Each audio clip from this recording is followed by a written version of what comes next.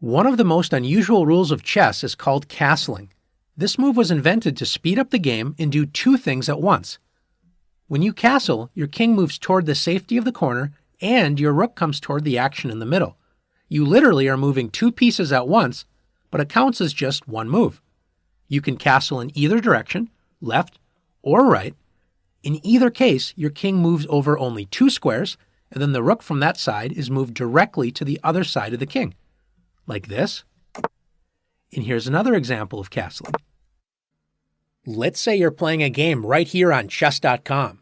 Here are two ways you can make the castling move. The first option is to drag the king to the square where it will castle, and then the rook will automatically move. Like this.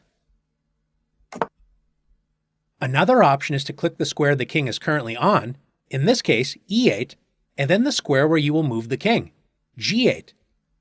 So we click e8, followed by g8, and now we're castled. Castling is a great move with many benefits if it is used at the right time.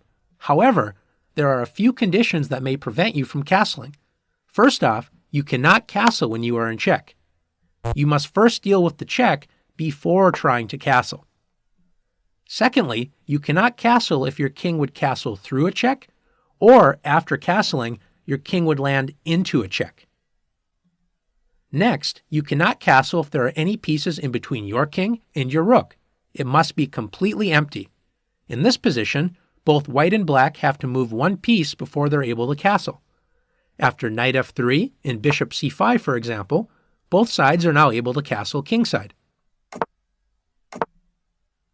Finally, you cannot castle if your king has made any other move before, or if the rook you are castling with has already moved. It must be the first move for both pieces. In this position, the only legal castling move is for black. Since white's king has already moved, white cannot castle.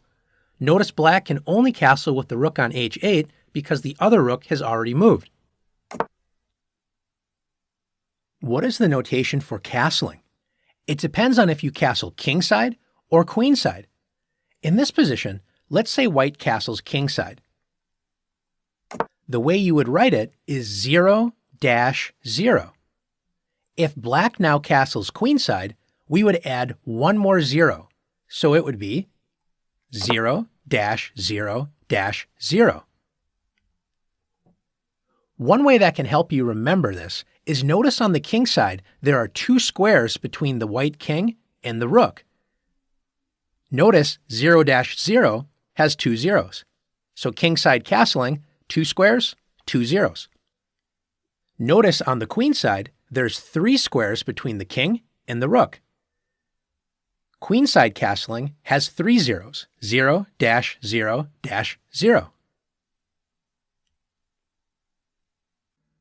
Now that you've learned this powerful move, it's time to practice castling.